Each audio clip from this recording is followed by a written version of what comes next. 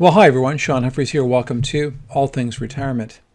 Well, in this installment, we are going to talk about market volatility. The month of April recently has been a very volatile time in the markets. The bond market sold off, the stock market sold off. There is no place to hide as investors other than cash. So I want to talk about some of the principles that we need to be mindful of when it comes to market volatility. So I think you'll find this video helpful. Now, if you're new to our channel, make sure you hit the subscribe button. We're posting content all the time on wealth planning and overall retirement income planning. So if you don't want to miss future content, hit subscribe. And if you like this video, click like. Now, the slide that you see in front of you is a slide that was put together many years ago. It looked at data between 1992 and 2011. And essentially what the data looked at was the average stock fund investors' return in Canada as measured by data from the Investment Funds Institute of Canada, and the overall performance of an equity funds or stock funds in Canada at that time. So between 1982 and 2011, the average stock fund in Canada averaged 8.2% compounded rates of return. If you looked at the average investor buying those same stock funds, their returns were 3.5% per year. So a pretty significant difference. And the study basically said or described this performance difference as investor behavior penalty. So what we want to take a look at is what are the behaviors that get in the way of investor performance? How was it that the overall stock fund performance in Canada over that time period was 8.2%, but the average performance for investors in Canada was 3.5%? So I'm going to show you another slide that really illustrates what the issue is. So what I'm going to do is I'm going to walk you through some numbers that will illustrate the major challenge that retail investors have when it comes to being successful with their portfolios. So the title of this chart is Don't Let Panic Guide You, Don't Miss the Best Days. So the value, this is looking at $100,000 invested in the Standard & Poor's 500 index or stock market during the last 30 years. So that's the S&P 500 is the 500 largest stocks in the U.S. stock market. So what really explains the difference in performance? There's probably a lot of different reasons for why retail investors underperform, but this particular chart I think underscores one of the main reasons. So the chart's titled Don't Let Panic Guide You, Don't Miss the Best Days. So really don't miss the best days in the stock market. So we're looking at a value of $100,000 that was invested 30 years ago in the S&P 500, which is the U.S. stock market.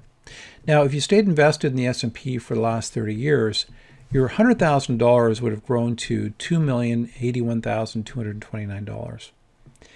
Now, if you tried to time the market and missed the 10 of the best trading days over that 30-year period, your return would have gone from $2,081,000 to $953,000. So you're missed out on $1,127,711 of growth. That's a massive difference.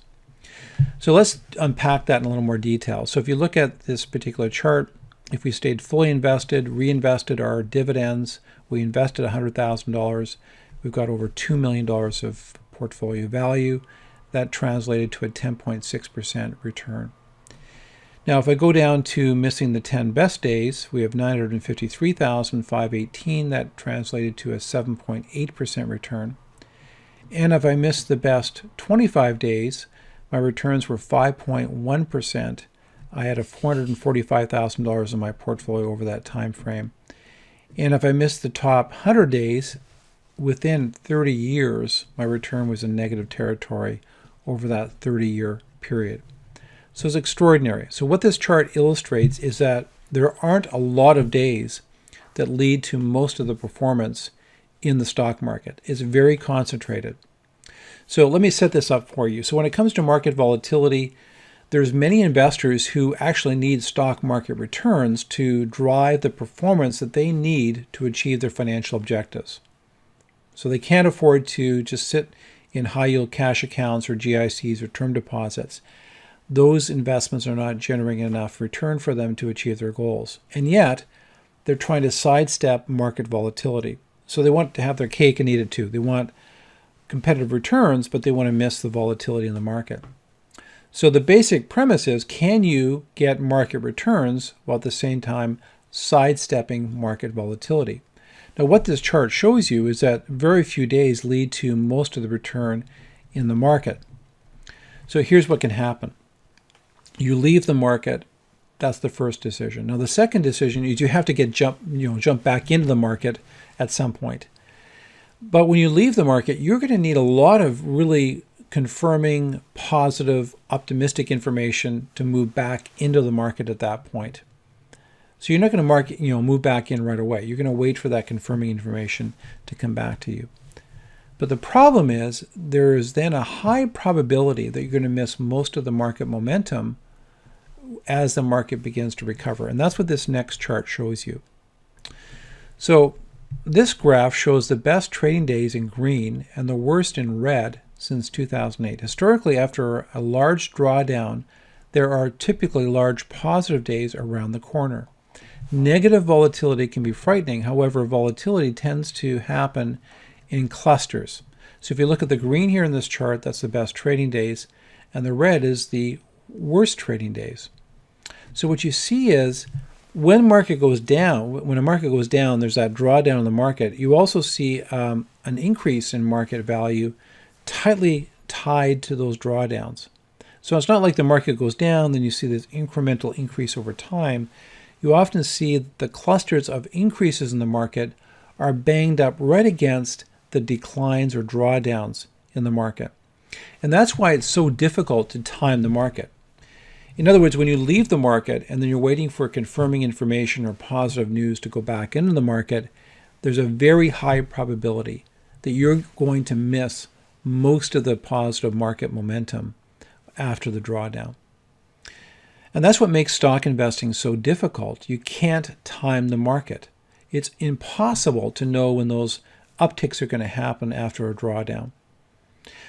So the main takeaway from these strategies or these slides is essentially you can't time the market. Now, it doesn't mean you don't diversify, have high quality investments, fine-tune between equity categories or sectors in the market from time to time, profit take when you see increases in portfolio value, particularly if you're retired.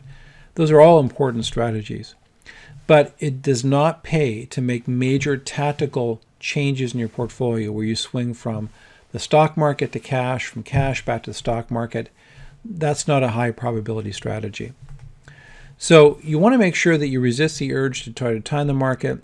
There are different ways to manage risk. And so if you want to have a conversation about how to manage risk in terms of portfolio design and construction, don't hesitate to reach out to our office. We'd be more than happy to engage in a conversation. If you're beginning to think about retirement and wondering whether your retirement plan is up to the task of getting you to your retirement goals and objectives and a successful transition to retirement, make sure you click the link in the show notes to our website. You can find out how you can get a complimentary retirement income plan to confirm whether you are tracking in the right direction.